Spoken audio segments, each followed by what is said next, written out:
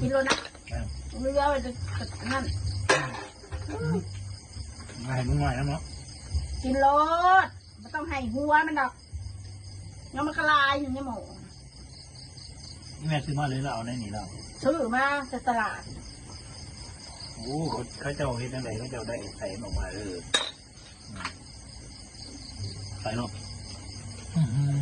อะไรอ่ะอาสาบแท้มันอะไรกินไม่ได้กินนั่งลงที่นั่งลงสินั่งลงไปใส่น่ะไปแล้วพี่น้องพี่ยังไปบาดเดียวไว้เพราะว่าอยากให้มันใส่ออกมาหน้ามันนะมาส่งโดนตรงนี้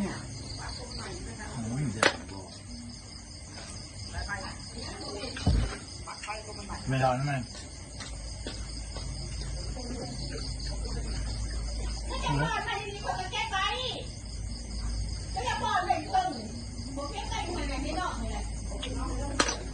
ไม่เล่าเลย